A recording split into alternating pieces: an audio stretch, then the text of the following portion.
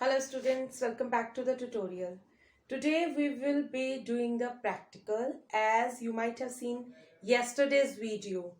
There we started with new topic, separation of substances. In that video I discussed various topics, right? Small topics on different methods of separation. Continuing with that, I will be proving you, today I will be showing you two methods, right? One is hand picking and the other is sieving. Students, these are the methods, two methods to separate two solid components, right? There will be a mixture of two components. Both the components are solid. Now, how to separate? By sieving and hand picking. Let us do. First of all, let me show you sieve. You might have seen this kind of material at your homes. You might have seen your mother using it. I am going to show you. I have taken some rice and some flour in it. If you are able to see, let me show you.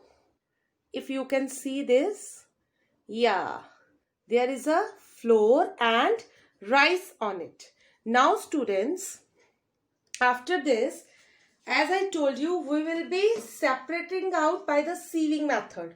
Here, look, I am doing sieving, and the material, the component which is smaller than the sieve, it passes out here, and the rice, it remains here. You can see only rice is here. If you are able to see this, let me show you. Here, there is a rice only left now, right? And where is the flour? Here is the flour. Let me show you. Look, this I have separated out by sieving method. But what happen is, in this, both the components are solid, but when we have to apply sieving method, we have to be sure that one of the components, it should be able to pass out the sieve. Means it should be smaller than the sieve. Other component, it should be larger in size, right? And number two, one of the components, especially that component which is to pass out through the sieve, it should be smaller in quantity, right, as compared to the other one. This is known as sieving method. Same method you can write here in the procedure, right? What you will write? For sieving method, we have taken this, and then we use a sieve. The flour which is smaller than the size of the sieve, it will pass out, it will be collected, and the rice will remain on the sieve as they will not be able to pass. So hope this is clear to you. Now number two, next we have to show hand picking. As it is clear from the name, we have to pick by using our hand.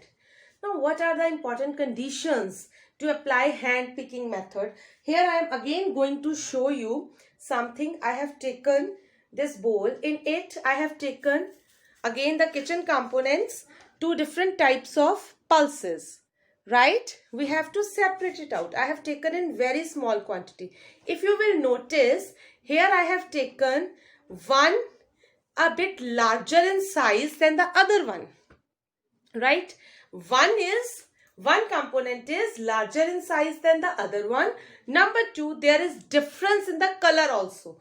Now what I will be doing, I will be separating out this. I have separated out. Here I am collecting it here in a separate bowl, and you can see this is known as hand picking. In this hand picking method, look, I am separating out. If you are able to see this, you can, right? I am using my hand.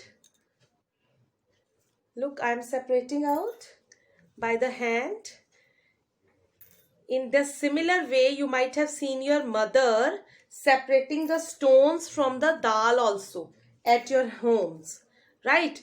in this way, here you can see they are separated out and only the other component is left in other bowl, right?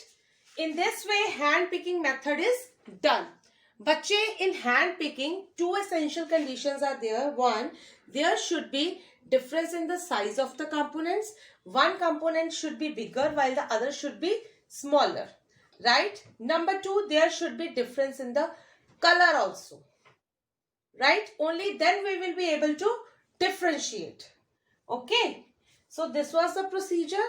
What you will write in observation, that we have observed, number one, sieving, that one component which is smaller in size than the sieve, it will pass out of the sieve and other will remain on the sieve, right? Number two, for hand picking, we have seen the particle, the component which is larger in size as well as which is different in color from the pulses, it will be separated out by using hands. This is known as hand picking method.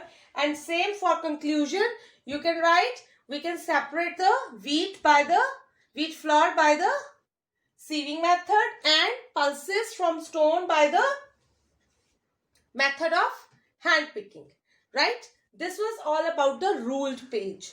Now what about the plain page? In the plain page, same you have to write aim, things required. There are no diagrams in this, so you will just write observation and conclusion. This you have to do in your practical files. Thank you. Have a great day.